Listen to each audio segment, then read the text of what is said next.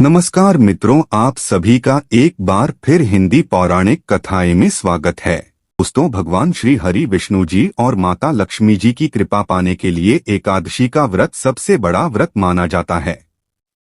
यह व्रत न केवल जीवन में सुख शांति ऐश्वर्य संपदा उत्तम जीवन साथी और कार्यक्षेत्र में सफलता प्रदान करता है, बल्कि मरणोपरांत मोक्ष भी प्रदान करता है। हर एकादशी व्रत का एक अलग और खास महत्व होता है। दोस्तों, आज की इस वीडियो में हम आपको बताएंगे गौमाता से संबंधित एक उपाय जिससे आपको मिल सकता है कभी न समाप्त होने वाला धन प्राप्त करने का वरदान। अगर हिंदू धर्म की माने तो ऐसी मान्यता है कि अगर गौ माता की सेवा निस्वार्थ भाव से की जाए तो घर में माता लक्ष्मी जी का वास होता है। वैसे तो युगों से चला आ रहा है कि गाय को हम कुछ न कुछ जरूर खिलाते हैं। गाय को सनातन धर्म में माता लक्ष्मी जी का स्वरूप भी माना गया है और कहा जाता है कि गाय की सेवा करने से घर परिवार सुखी और संपन्न रहता है। जिन घर में गाय की सेवा निस्वार्थ भाव से होती है उस घर में लक्ष्मी जी की कृपा हमेशा बनी रहती है, और जिस घर में गाय की सेवा नहीं होती है वहां पर अचानक से किसी भी प्रकार के विघ्न बाधाएं आती रहती हैं। वैसे तो कुछ लोग शहरों में भी रहते हैं तो वहां पर गाय पालना संभव ही नहीं है, लेकिन गाय को वहां पर भी रोटी अवश्य खिलाई जाती है। लेकिन कई बार गाय को खिलाने में कुछ भूल हो जाती है। तो दोस्तों, कौन सी हैं वो 3 चीजें जो गाय को नहीं खिलानी चाहिए, आज हम आपको इस वीडियो के माध्यम से बताएंगे। तो कृपया वीडियो को आधा अधूरा न छोड़े, वीडियो को अंत तक जरूर देखें। दोस्तों, गौ माता के अंदर सभी देवी देवताओं का निवास माना जाता है। तो आप सुबह जो पहली रोटी बनती है वो अगर आप गाय को खिलाते हैं तो सभी देवी देवताओं का आशीर्वाद प्राप्त होता है। गाय को गुरु के साथ जोड़ा गया है, यानी बृहस्पति ग्रह के साथ। इसलिए गुरुवार के दिन गाय को रोटी पर एक चुटकी हल्दी डालकर खिलाएं तो सुख संपत्ति धन ऐश्वर्य बढ़ता है, दुष्ट ग्रह शांत हो जाते हैं। जो लोग मानसिक रूप से परेशान हैं वह गाय को रोटी पर थोड़ा सा गुड़ रखकर खिलाएं। इससे सकारात्मक ऊर्जा आती है, टेंशन खत्म होती है और स्वास्थ्य भी अच्छा रहता है। अगर आपको लगता है कि आपके सभी ग्रह खराब है तो ऐसे में गाय को पहली रोटी खिलाएं, इससे सभी ग्रह धीरे धीरे शुभ हो जाएंगे। कभी कभी जीवन में लंबे समय से कोई शुभ मंगल कार्य नहीं हो रहे होते, तब ऐसे में आप गाय को रोटी खिलाएं और गाय के मस्तक को छूकर अपनी मनचाही इच्छा मांगे और प्रणाम करें। पैर छुए तो आपकी मन्नत जरूर पूरी होगी। तो ये था गाय को आप क्या खिलाएं उसके बारे में, लेकिन गाय को क्या नहीं खिलाना चाहिए अब हम जान लेते हैं। गाय को रोटी तो हर कोई खिलाता है, अब यह रोटी बासी बिल्कुल भी नहीं होनी चाहिए, यानी कि एक दिन पहले की जो रोटी बनी रहती है और आप दूसरे दिन सुबह सुबह खिला देते हैं, वो नहीं खिलानी चाहिए। कई बार आप रोटी बना लेते हैं और उस दिन गाय मिलती नहीं तो रोटी रखी रह जाती है, फिर वो अगले दिन गाय को खिलाने से गाय का अपमान माना जाता है, वो रोटी बासी कहलाती है। इसलिए गाय को एक दिन पहले की बची हुई रोटी कभी नहीं खिलानी चाहिए। सड़ी गली चीजें खराब चीजें गाय को मत खिलाइए, इससे घर में परेशानी आती है। और अगर आप ऐसा करते हैं तो अपनी आदत को बदलिए, क्योंकि इससे घर में तकलीफ आती है। गाय को हरा चारा तो हर कोई खिलाता है।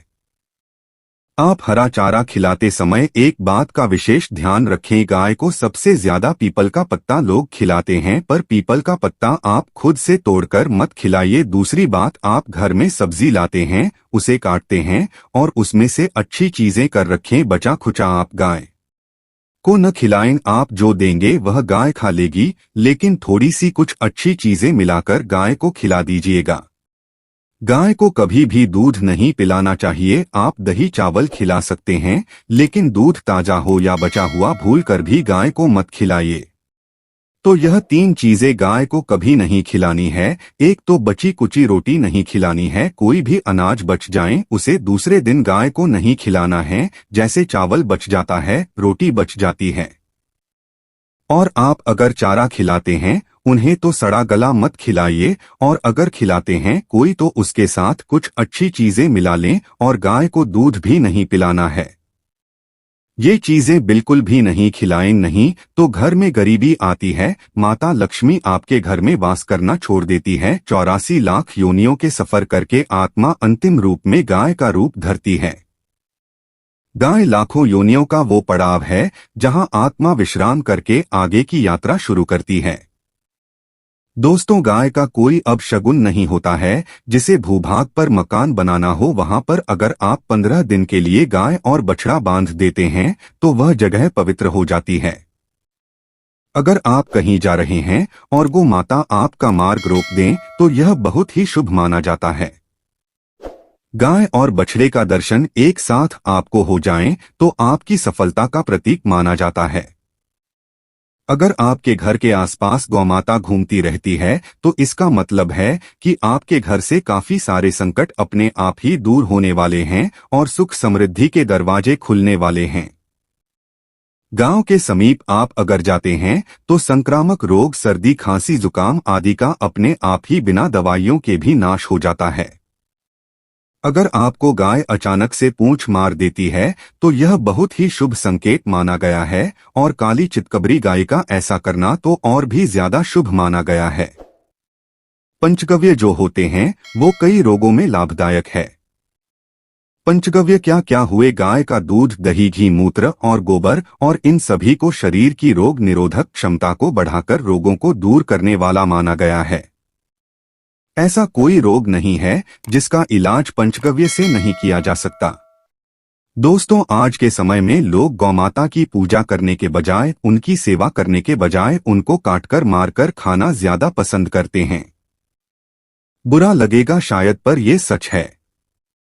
अगर आप गाय को पाल सकते हैं तो अच्छी बात है, लेकिन आज के इस मॉडर्न युग में जहां लोगों की शायद खुद के घर में रहने की जगह नहीं है, ऐसे में गाय को रखना थोड़ा कठिन और महंगा हो सकता है। ऐसे में आप गाय को रोटी दे, कम से कम रोटी दे करके आप सुख समृद्धि को प्राप्त कर सकते हैं। आपके घर में बरकत होने लगेगी। दोस्तों, हमारे बुजुर्ग हमेशा से कहते आए हैं कि गाय को रोटी खिलानी चाहिए, लेकिन समय स्थिति के चलते गाय की सेवा हर कोई नहीं कर पाता है, लेकिन कम से कम रोटी तो आप खिला ही सकते हैं।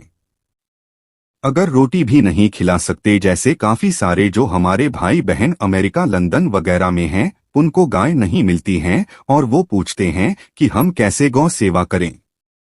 आप ऐसा कर सकते हैं, आप गांव के नाम के पैसे निकलते जाएं और फिर आप चाहे तो कभी इंडिया आए तो आप गौशाला में दान दें, या फिर आप चाहें तो वहीं पर किसी गरीब को गांव के नाम की रोटियां खिलाएं। किसी भी अनाथ आश्रम में चले जाएं, किसी वृद्धाश्रम में चले जाएं, किसी भी दूसरे सफेद पशु को आप भोजन कराएं। यह हमारे देश में कई जगह देखा गया है। और कई लोगों का प्रश्न आता है कि हम झूठी रोटी गाय को देते हैं, क्या ये सही है या गलत? हम झूठा खाना, बचा हुआ खाना गाय को खिलाते हैं, यानी जो बच जाता है वह गाय के हवाले कर दिया जाता है। दोस्तों, इससे जुड़ी एक पौराणिक कथा है। तो आपको बता दें, रामायण काल में गौमाता को एक श्राप मिला था, उसी की वजह से आज उनके साथ ऐसा हो रहा है। और उसी शराब की वजह से गौमाता में देवी देवताओं का वास होने के बाद भी उनको झूठा खाना पड़ता है। यहाँ तक कि पॉलीथीन भी खाते हैं, हालांकि ये किसी भी लिहाज से सही नहीं है। आपको बता दें, वाल्मीकि रामायण में माता सीता द्वारा पिंडदान देकर दशरथ की आत्मा को मोक्ष मिलने का संदर्भ आता है। जो लोग जानते होंगे वो जानते हैं कि वनवास के दौरान भगवान राम, लक्ष्मण और माता सीता पितृपक्ष के दौरान श्राद्ध करने के लिए गया पहुंचे। वहां श्राद्ध कर्म करने के लिए जरूरी सामग्री जुटाने श्री राम और लक्ष्मण तो चले गए और सामान लेकर नहीं आए। इधर दोपहर हो गई थी और पिंडदान का समय निकलता जा रहा था। सीता मां घबराने लगी, तभी दशरथ की आत्मा ने पिंडदान की मांग कर दी। तब गया जी के आगे फल्गु नदी पर अकेली सीताजी मुश्किल में पड़ गई और उन्होंने फल्गु नदी के साथ वट वृक्ष, केतकी के फूल और गाय को साक्षी मानकर बालों का पिंड बनाया और स्वर्गीय राजा दशरथ अपने ससुर का निमित्त पिंडदान कर दिया था। थोड़ी देर में भगवान राम और लक्ष्मण जब लौटे तो माता सीता ने कहा कि समय निकल जाने के कारण मैंने पिंडदान कर दिया। बिना सामग्री के पिंडदान कैसे हो सकता है, इसलिए राम जी ने सीता माँ से प्रमाण मांगा। तब सीता माता ने कहा कि जो फल्गु नदी की रेत है, केतकी के फूल हैं, गाय हैं और वट वृक्ष है, जो मेरे द्वारा किए गए श्राद्ध कर्म की गवाही दे सकते हैं। कितनी में फल्गु नदी, गाय और केतकी के फूल, इस बात को मुंह करके उन्होंने कहा कि सीता माँ झूठ बोल रही है, सिर्फ वट वृक्ष ने सही बात कही।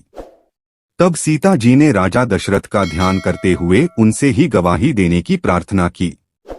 दशरथ जी ने सीता माँ की प्रार्थना को स्वीकार करके घोषणा की कि ऐन वक्त पर सीता ने मेरा पिंड दान कर दिया। इस पर श्री राम आश्वस्त हुए, लेकिन तीनों गवाहों द्वारा झूठ बोलने पर सीता जी उनसे क्रोधित हो गई और उन्हें श्राप दिया। फल्गु नदी से कहा कि जा, तेरा नाम सिर्फ नदी रहेगा, लेकिन में पानी कभी नहीं रहेगा। दोस्तों, इस कारण आप भी जानते होंगे, फल्गु नदी आज भी गया में सूखी ही रहती है। गाय को श्राप दिया कि तू पूजनीय होकर भी लोगों का झूठा खाएगी, और केतकी के फूल को श्राप दिया कि तुझे पूजा में कभी नहीं चढ़ाया जाएगा। वट वृक्ष को सीता माँ ने आशीर्वाद दिया कि उसे लंबी आयु की प्राप्ति होगी और दूसरों को हमेशा छाया प्रदान करेगा, तथा पतिव्रता स्त्री तेरा स्मरण करके अपने पति की दीर्घायु की कामना करेंगी। और यही कारण है कि गाय को आज भी जूठा खाना पड़ता है। कीकी के फूल को पूजा से निषिद्ध बताया गया है। फल्गु नदी के तट पर जल नहीं है। सीता कुंड में पानी के अभाव में सिर्फ बालू रेत में दान किया जाता है। दोस्तों, शास्त्रों के अनुसार गौमाता में सारे देवी देवता निवास करते हैं। 33 कोटि देवी देवता और पितर का भी निवास होता है। अगर आप भी किसी मंदिर में नहीं जा सकते, पूजा पाठ नहीं कर पाते हैं, कहीं जाकर के ग्रह दोषों का उपाय नहीं कर सकते, तो आपको गाय को एक रोटी जरूर खिलानी चाहिए। हमेशा कहते हैं पहली रोटी गाय की अगर आप भी खिलाते हैं तो दुनिया के सारे सुखों को प्राप्त कर सकते हैं। आपने अक्सर ही सुना होगा कि रसोई में पहली रोटी जो भी बने गाय को दे देनी चाहिए। हर रोज गाय को एक रोटी देने से आपके जीवन के सभी दुख दर्द दूर हो जाते हैं। खाना बनाते वक्त हमेशा पहले एक रोटी गाय की निकाल दें, इसके बाद ही परिवार के बाकी सदस्यों के लिए आपको रोटियां सेंकने चाहिए। कोशिश करनी चाहिए कि गाय की उस रोटी में थोड़ा सा हल्दी मिला दें, इससे गाय को रोटी खिलाने का अपार फल प्राप्त होता है। अगर गुरुवार का दिन हो तो लोही लेले सने हुए आटे की एक छोटी सी लोई बना लें और उसमें हल्दी मिलाकर गाय को खिला दें। इससे आपके जीवन में शुभता आती है, वैभव आता है, धन संपत्ति का वास होता है। आप जो भी हासिल करना चाहते हैं जिंदगी में, तो आप देखेंगे कि तुरंत आपको मिनटों में वह हासिल हो जाता है। इसी तरह से आपको नमक का एक उपाय बताते हैं। नमक क्या है? नमक के बिना तो हर स्वाद अधूरा है, और साथ ही साथ अगर नमक न हो तो जीवन स्वाधीन हो जाता है। जितना हम खाने में नमक को इम्पोर्टेंट मानते हैं, उतना ही ज्योतिष में नमक को इम्पोर्टेंट ही माना जाता है, और इसे 10 की वस्तु माना गया है। किसी का नमक खाने का अर्थ क्या होता है? उसका कर्जदार होना आपने सुना ही होगा। नमक का कर्ज अदा करना है, इसलिए अगर आप जीवन को सुगम बनाना चाहते हैं, सरल बनाना चाहते हैं, तो नमक का एक आसान सा प्रयोग आपको आज हम बताएंगे। आप देखिए कि कितने आपको पॉजिटिव परिणाम मिलते हैं, और इतना आसान है कि इसके लिए आपको अतिरिक्त मशक्कत करने की कोई जरूरत भी नहीं है। सिर्फ आपको अपने घर में बनी सबसे पहली रोटी लेनी है और उस पर थोड़ा सा नमक रख दें। अब आप पूछेंगे कौन सा नमक रखें? तो सबसे बेस्ट है आप डेली वाला नमक, सस्ता नमक जो भी है वो रखें। काला नमक नहीं रखना है, आपको सफेद नमक ही रखना है। तो नमक रख लें और फिर इस रोटी को किसी कपिला गाय को आपको दे देनी है। कपिला गाय यानी सफेद रंग की गाय को आपको खिला देना है, और अगर आपको कपिला गाय नहीं मिलती है तो आप यह रोटी किसी भी गाय को खिला दें। मगर यदि आपको कोई ऐसी गाय दिख जाए, सबसे पहले सफेद गाय को ही खिलाना प्रेफर करें। दोस्तों, आपको बता दें, ये उपाय आपकी हर समस्या को जड़ से दूर कर देता है। चाहे आपके घर में कोई बड़ी कला हो, कोई पारिवारिक वाद विवाद हो, इस उपाय को करके आपके घर में सुख का वास होने लगता है। जो भी धन की कमी हो, बच्चों की पढ़ाई हो, कैरियर में सफलता हो, सभी मुश्किलें आपके जीवन की दूर होने लगती है।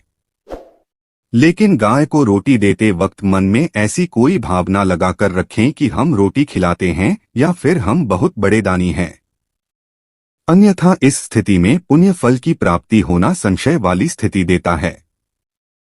गाय को रोटी खिलाने से नियम से बरकत के अलावा आप देखेंगे धन संपत्ति में दिनों दिन बढ़ोतरी होने लगती है और आपके घर के ग्रह दोषों से आपको मुक्ति मिलती है। अगर आपके भी घर में धन की कमी है तो आपको ये उपाय जरूर करना चाहिए, किसी भी दिन करे। अगर सावन का पवित्र महीना है तो हर दिन शुभ है। आप जिस दिन चाहे उस दिन से कर सकते हैं और आप देखेंगे इस उपाय को करने से आपके घर से धन की कमी बिल्कुल झट से दूर हो जाती है। तो ये उपाय आप जरूर कर लीजिए। आज के लिए बस इतना ही। तो दोस्तों, आपको यह जानकारी कैसी लगी हमें कमेंट में अवश्य बताएं। वीडियो को लाइक करें और अपने दोस्तों के साथ भी शेयर करें और कमेंट में जय माता लिखना ना भूलें। धन्यवाद।